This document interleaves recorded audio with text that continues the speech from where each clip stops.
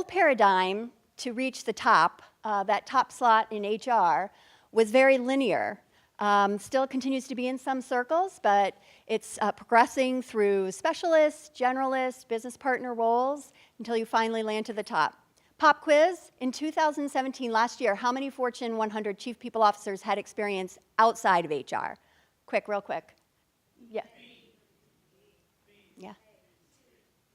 Yeah. It's D, 39%. 39% of chief people officers had experience outside of HR, and 29% have spent less than half of their career in human resources. The new paradigm is all about value creation. So what does that mean? It's more than just strategic partnership. It's innovation. It's looking at new models for doing business. And that means that non-traditional human resources leaders are taking that top slot.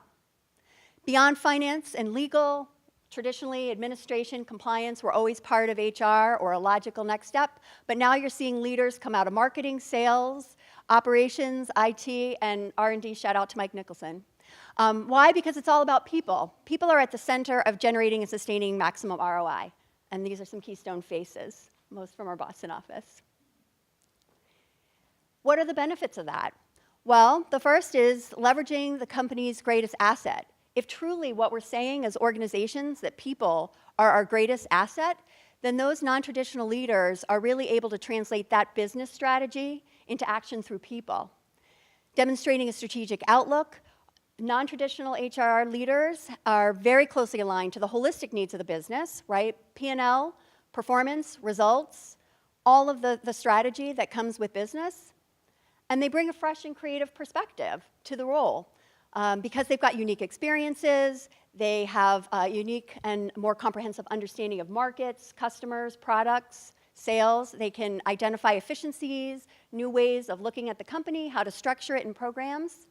And they can adapt to the ever-evolving market because non-traditional leaders are able to really flex and flow, serve as utility players, get ahead of problems, future problems, and cultivate a deeper partnership with the C-suite and the board and get that true seat at the table. We say we've got a seat at the table, but do we have a seat at the table? So with the trust in the human capital and being business experts, it creates that environment of trust and collaboration. Expressing a growth mindset, applying non-HR or novel HR approaches, focusing on growth and potential, really harnessing the creativity of the people in the organization. Viewing HR as its own business, I mean, think about HR as, as a true company, right? I mean, you can sit at the head as general manager, run a P&L, provide that strategic leadership for the folks who are sitting in technical and subject matter leads. So what are you to do as a traditional HR leader who has been following that traditional linear path? How are you going to stay competitive with those non-HR folks who are going to come in and take that top slot? A few suggestions.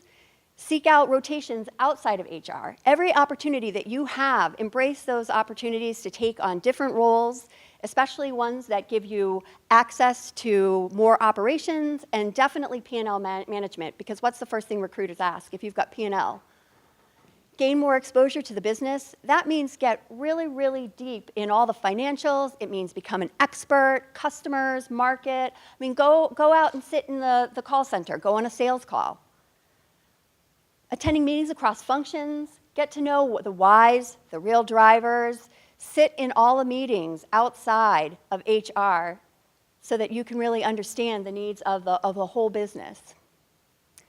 And demonstrate your ability to think big, be creative, be innovative. Show how flexible, show how strategic you really can be. And encourage others to take risks just as you'll take risks, appropriate risks, of course, going back to compliance on your own. So obviously there are many ways to get to the top. That coveted CPO slot is going to be there. But certainly there are more than one ways to get to the top. And you might not even stop there. You might get all the way to the real top of the house, the CEO.